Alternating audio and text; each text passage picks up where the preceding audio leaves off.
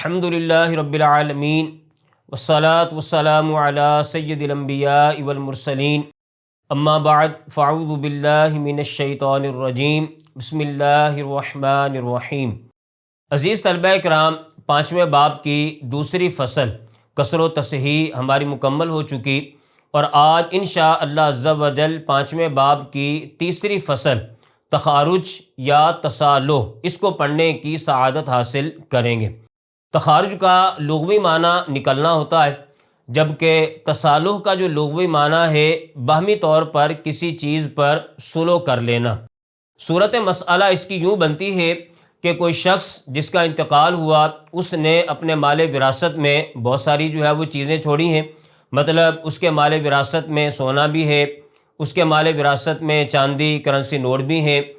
جائیداد زمین مکان دکان وغیرہ بھی موجود ہے، امور خانہ داری کا سامان بھی ہے، اور مثال کے طور پر اس کے مال وراثت میں وہ کار موٹر سائیکل وغیرہ بھی موجود ہیں۔ اب ورثہ میں سے ایک شخص یہ کہتا ہے کہ مجھے مال وراثت میں سے فلاں معین چیز دے دی جائے تو میں اپنے حصہ وراثت سے دستبردار ہو جاؤں گا۔ اب اس کو تخارج یا تصالح کہا جاتا ہے۔ ایسا کرنا شرعاً جائز ہے، لیکن اس کی شرط یہ ہے کہ دیگر تمام ورثہ جو وہاں پر موجود ہیں وہ عاقل ہوں، بالغ ہوں، صحت مند ہوں، ان میں سے کوئی بھی مرض الموت میں مبتلا نہ ہو، اور سارے کے سارے اس بات کی اجازت بھی دے دیں تو ایسا کرنا شرعاً جائز ہے، اور اسے وہ تخارج یا تصالح سے تعبیر کیا جاتا ہے۔ اور یہ بھی یاد رکھیے کہ جس معین چیز پر اس وارث نے سلو کی ہے، ممکن ہے کہ اس کا حصہ وراثت اس کی معین چیز سے زیادہ بنتا ہو، اور یہ بھی ممکن ہے کہ اس کا حصہ وراثت اس معین چیز سے کم بنتا ہو، اور یہ بھی ممکن ہے کہ اس کا حصہ وراثت اس معین چیز کے برابر ہو مالیت کے اعتبار سے۔ تینوں احتمال یہاں پر وہ پائے جاتے ہیں، یعنی یہ بھی ممکن کہ اس کا حصہ وراثت زیادہ ہو اور اس کی معین چیز جس پر وہ سلو کر رہا ہے وہ کم ہو، اور یہ بھی ممکن ہے کہ اس کا حصہ وراثت کم بنتا ہو اور جس معین چیز پر وہ سلو کر رہا ہے وہ زیادہ بنتی ہو، اور یہ بھی ممکن ہے کہ حصہ وراثت اور یہ معین چیز دونوں وہ مالیت کے اعتبار سے وہ برابر ہوں۔ تینوں طرح کے احتمال یہاں پر وہ پائے جاتے ہیں۔ تو اب اگر دیگر ورثہ جو عاقل بالغ صحت مند موجود ورثہ اگر اس بات کی اجازت دے دیں تو شرعاً ایسا کرنا وہ جائز ہے، اور اسی کو تخارج یا تصالح کہا جاتا ہے۔ اس کو حل کرنے کا ایک مخصوص طریقہ ہوتا ہے جس کو ہم انشاءاللہ عز و جل آج کے درس میں پڑھنے کی سعادت حاصل کریں گے۔ تو آئیے بڑھتے ہیں آج کے سبق کی طرف۔ عزیز طلبہ کرام، تیسری فصل تخارج یا تصالح۔ لغوی معنی، لغت میں تخارج کا معنی نکلنا ہے۔ اصطلاحی معنی تخارج کا مطلب یہ ہے کہ کوئی ایک وارث مال میراث سے ایک معین چیز لے کر اپنے حصہ وراثت سے دستبردار ہو جائے، خواہ اس شخص کا حق معین چیز سے زیادہ ہو یا کم ہو، جیسا کہ ابھی وضاحت کی گئی کہ کبھی وہ اس کا حق حصہ وراثت اس معین چیز سے زیادہ ہوگا، اور کبھی اس کا وہ حصہ وراثت اس کا جو حق وراثت ہے اس معین چیز سے کم ہوگا، اور دیگر تمام عاقل بالغ موجود ورثہ اس بات پر راضی ہوں تو ایسی صورت میں تخارج یا تصالح کی ضرورت پیش آتی ہے۔ دوسرے لفظوں میں یوں کہیے کہ ورثہ میں سے بعض کو میت کے ترکہ سے معین چیز دے کر نکالنے پر مصالحت کرنا، سلو کرنا، یہ تخارج وہ کہلاتا ہے۔ اس کے بعد مسئلہ حل کرنے کا طریقہ کہ جب ایسی صورتحال ہوگی تو مسئلہ کس انداز سے بنایا جائے گا، اور مسئلہ بناتے وقت اس وارث کو کہ جس نے معین چیز پر وہ سلو کی ہے، معین چیز لے کر اپنے حصہ وراثت سے دستبردار ہوا ہے، اس وارث کو مسئلہ بناتے وقت شامل رکھیں گے یا نہیں رکھیں گے، اور مسئلہ کس انداز سے بنایا جائے گا اس کو وہ یہاں پر وہ تفصیل کے ساتھ بیان کیا گیا۔ ایسی صورتحال میں مسئلہ حل کرنے کا طریقہ یہ ہے کہ جو وارث معین چیز لے کر اپنے حصہ وراثت سے دستبردار ہو جائے اسے مسئلہ بناتے وقت ہم شامل رکھیں گے، یعنی ایسا نہیں کہ اس کو بالکلیہ شروع سے ہی خارج کر دیں گے، بلکہ مسئلہ بناتے وقت ہم اس کو شامل رکھیں گے۔ جب ہمارا مکمل مسئلہ حل ہو جائے، مکمل مسئلہ وہ بن جائے، تو اس وارث کے جتنے سہام بنے اس کو اصل مسئلہ سے تفریق کر دیں گے، مطلب اصل مسئلہ سے اس کے سہاموں کو جو ہے وہ مائنس کر دیں گے، تو یوں ہمارا یہ والا مسئلہ جو ہے وہ مکمل ہو جائے گا۔ مطلب یہ ہے کہ جس وارث نے معین چیز کے اوپر سلو کی ہے، مسئلہ بناتے وقت ہم اس کو شامل رکھیں گے، اصل مسئلہ سے اس کے سہام بھی نکالیں گے، جتنے سہام اس کے بنیں گے، جب ہمارا مسئلہ مکمل بن جائے گا تو اس کے سہاموں کو اصل مسئلہ سے جو ہے وہ مائنس کر دیں گے، اور باقی جو سہام بچیں گے وہ دیگر ورثاء کے اندر جو ہے وہ تقسیم کر دیے جائیں گے۔ اس کی دو مثالیں ہیں، انشاءاللہ عز و جل اس کو ہم وائٹ بورڈ کے اوپر جو ہے وہ حل کریں گے، تاکہ جو ہے ان مثالوں کے ذریعے تخارج اور تسالو کو سمجھنا جو ہے وہ آسان ہو جائے۔ یہاں پر ایک مثال یہ دی گئی ہے، مثلا کوئی عورت شوہر، ماں اور چچا جو ہے وہ چھوڑ کر مری، یعنی ایک عورت کہ جس کا انتقال ہوا، اس نے ورثاء میں شوہر چھوڑا ہے، ماں چھوڑی ہے، اور تیسرے نمبر پر جو ہے وہ چچا چھوڑا ہے۔ اب شوہر جو ہے نا وہ یہ کہے کہ میرے ذمے جو عورت کا حق مہر واجب تھا وہ مجھے معاف کر دیں، اس کے بدلے میں اپنے حصہ وراثت سے دستبردار ہوتا ہوں۔ یعنی شوہر جو ہے وہ تسالو کر رہا ہے، اور شوہر جو ہے وہ باہمی رضامندی کے ساتھ جو ہے وہ تخارج کر رہا ہے، یعنی نکل رہا ہے درمیان سے، یہ کہہ کر کہ میرے ذمے جو عورت کا مہر واجب ہے وہ مجھے معاف کر دیں، اس کے بدلے میں اپنا حصہ وراثت سے جو ہے وہ دستبردار ہوتا ہوں، اور تمام عاقل بالغ موجود ورثاء بھی اس بات کے اوپر جو ہے وہ راضی ہو جائے تو ایسا کرنا صحیح ہے، اور اسی کا نام جو ہے وہ تخارج یا تسالو ہے۔ صورت مسئلہ اس کی یوں ہے کہ جب کوئی شخص نکاح کرتا ہے تو عورت کا مہر جو ہے وہ اس کے ذمے جو ہے وہ دین ہوتا ہے، قرض ہوتا ہے کہ جس کی اس نے جو ہے وہ ادائیگی کرنی ہوتی ہے۔ اب اگر کسی نے جو ہے وہ ابھی تک مہر کی ادائیگی نہ کی اور اس کی بیوی کا انتقال ہو گیا، تو بیوی کا انتقال کے بعد بھی مہر تو چونکہ اس کے ذمے واجب تھا جو اس نے ادا کرنا تھا، اب یہ بات اس کے لیے ضروری ہے کہ وہ مہر ادا کرے، مطلب وہ بیوی کا مال وراثت بن جائے گا۔ وہ مہر جو شوہر نے اس کو دینا تھا اپنی زندگی کے اندر، عورت کی زندگی کے اندر، لیکن اب عورت تو دنیا سے رخصت ہو گئی، تو اب وہ مہر کے جو شوہر کے ذمے ہے وہ ادا کرے گا، مطلب وہ مہر جو ہے وہ عورت کا مال وراثت بنے گا، اور دیگر تمام اموال کے ساتھ ساتھ یہ مہر بھی شرعی اصولوں کے مطابق دیگر ورثاء کے اندر جو ہے وہ تقسیم ہوگا، اور اس میں سے جو ہے وہ شوہر کو بھی حصہ ملے گا، چونکہ شوہر کو عورت کی میراث میں سے حصہ ملتا ہے۔ اور اب یہاں پر شوہر یہ کہتا ہے کہ وہ مہر جو میرے ذمے واجب تھا وہ مجھے معاف کر دیا جائے، اس کی ادائیگی میرے اوپر سے ختم کر دی جائے، تو میرا جو حصہ وراثت بنتا ہے اس سے میں جو ہے وہ دستبردار ہو جاتا ہوں، اور دیگر ورثاء جو اس مثال کے اندر ماں موجود ہے، چچا موجود ہے، وہ اس بات کے اوپر راضی ہوں، ان کی طرف سے اجازت ہو، تو ایسی صورت کو جو ہے وہ تخارج اور تسالو کہا جاتا ہے۔ اس مثال کو ہم وائٹ بورڈ کے اوپر حل کرتے ہیں، اور اس کے بعد ایک اور دوسری مثال کو بھی وائٹ بورڈ کے اوپر حل کریں گے انشاءاللہ عز و جل۔ ان مثالوں کے ذریعے تخارج اور تسالو جو ہے اس کا جو تصور ہے اور اس کا جو مسئلہ بنانے کا طریقہ ہے وہ بالکلیہ جو ہے وہ واضح ہو جائے گا۔ ایک عورت کہ جس کا انتقال ہوا، اس نے ورثاء میں شوہر، ماں اور چچا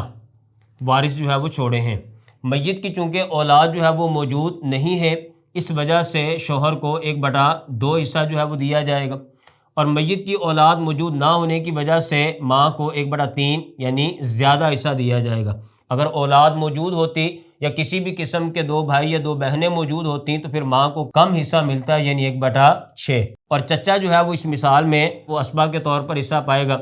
یہاں پر اصل مسئلہ بنانے کے لیے ہم نے دیکھا کہ فریق اول کے 1/2 فریق ثانی کے 1/3 کے ساتھ جو ہے وہ ملا ہوا ہے، اس لیے یہاں پر اصل مسئلہ جو ہے وہ 6 سے آئے گا، اور اس 6 کو ہم ذوی الفروض کے حصوں کے ساتھ ضرب دے کر ان ذوی الفروض کا حصہ نکالیں گے۔ ان کا حصہ نکالنے کے بعد جو مال باقی بچے گا وہ چچا کو بطور اسبا کے جو ہے وہ دیں گے۔ 6 کو 2 پر تقسیم کیا تو جواب 3، یہ 3 حصے جو ہے وہ شوہر کے لیے۔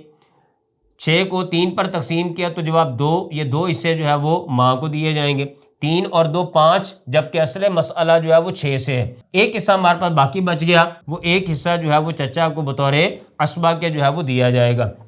اور ہم نے ابھی یہ پڑھا کہ یہ شوہر یہ کہتا ہے کہ میرے ذمے جو عورت کا مہر واجب تھا وہ مہر مجھے معاف کر دیا جائے تو میں اپنے حصہ وراثت سے جو ہے وہ دستبردار ہو جاؤں گا۔ ماں کی طرف سے اور چچا کی طرف سے جو ہے وہ اس کی اجازت ہے، یعنی دیگر ورثہ اس بات کے اوپر جو ہے وہ راضی ہو گئے، تو ہم تخارج کے طریقے پر اس مثال کو حل کریں گے۔ اور ہم نے یہ پڑھا کہ ایسی صورت میں مسئلہ بناتے وقت جس وارث نے معین چیز کے اوپر شروع کی ہے اس کو مسئلہ بناتے وقت شامل رکھیں گے۔ جب مسئلہ ہمارا مکمل بن جائے گا تو اس کے جتنے سہام بنتے ہیں اس کو اصل مسئلہ سے جو ہے وہ مائنس کر دیں گے۔ تو یہاں پر شوہر کے جو ہے وہ 6 میں سے 3 سہام بنے، لہٰذا اس شوہر نے چونکہ معین چیز پر شروع کی ہوئی ہے اور اس نے یہ کہا ہوا ہے کہ میرے ذمے جو مہر واجب ہے وہ مجھے معاف کر دیا جائے تو میں اپنے حصہ وراثت سے دستبردار ہو جاؤں گا، تو وہ مہر جو ہے وہ معاف کر دیا جائے گا دیگر ورثہ کے راضی ہونے کی صورت میں، اور اس کے جتنے سہام بنتے ہیں وہ اصل مسئلہ سے ہم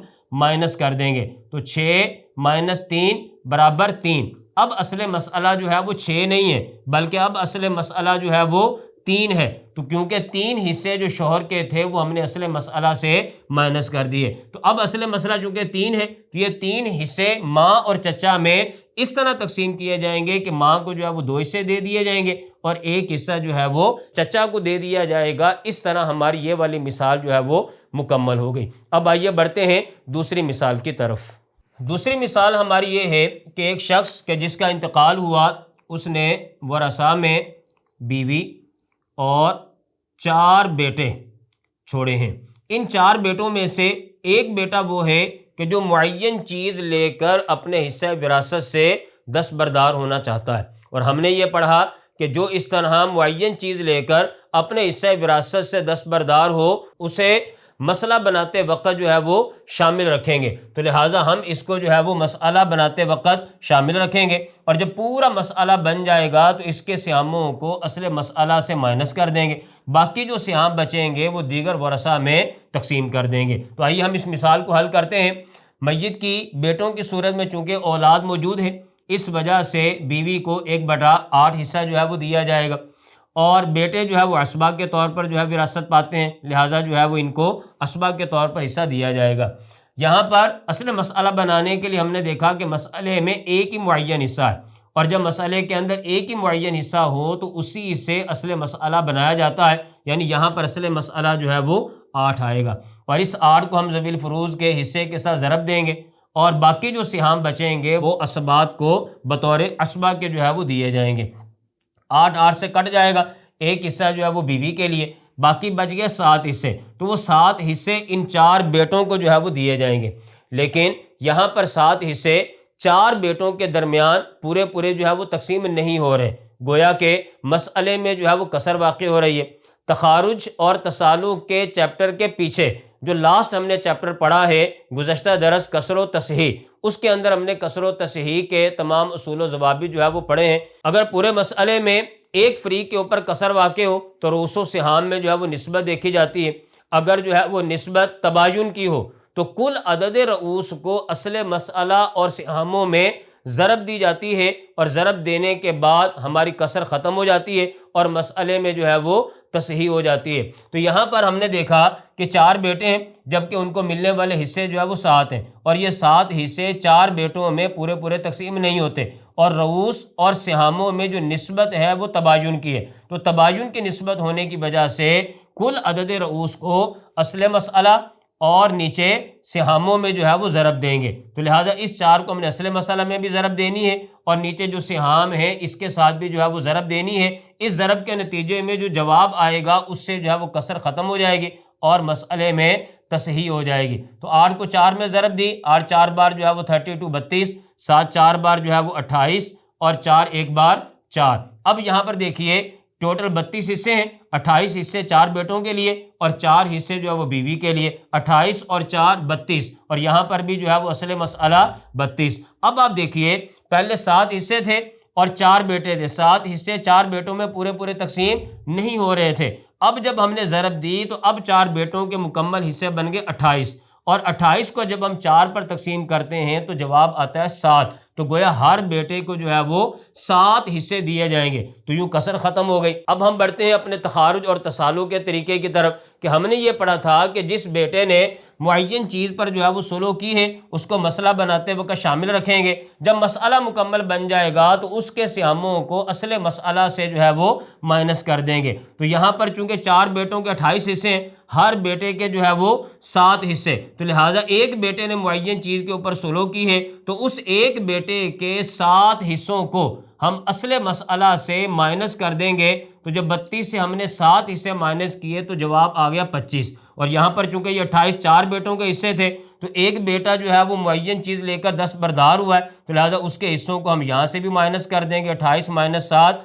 باقی جواب آئے گا 21۔ تو اور یہاں پر چونکہ 4 بیٹوں میں سے ایک بیٹے نے سلو کی ہے تو ایک بیٹا بھی یہاں سے جو ہے وہ مائنس ہو جائے گا، تو باقی بچ گیا 3 بیٹے۔ ان 3 بیٹوں میں یہ 21 حصے اس طرح تقسیم کیے جائیں گے کہ ہر بیٹے کو 7 حصے جو ہے وہ ملیں گے اور 4 حصے بیوی کو، تو 21 اور 4 25، اور یہاں پر جو اصل مسئلہ ہے وہ بھی 25، تو یہ 25 حصے جو ہے وہ بیوی اور ان 3 بیٹوں میں اس انداز سے تقسیم ہوئے کہ ہر بیٹے کو 7 حصے ملیں گے اور بیوی کو جو ہے وہ 4 حصے ملیں گے، تو یوں 25 حصے جو ہے وہ ان کے درمیان اس انداز سے تقسیم ہو جائیں گے۔ تو یہ تھی ہماری تخارج اور تسالو کی دوسری مثال، اور اسی کے ساتھ ہمارا آج کا درس ختم ہوا۔ انشاءاللہ عز و جل اگلے درس میں ہم رد کے مسائل و احکام پڑھیں گے جو کہ 5ویں باب کی چوتھی فصل ہے۔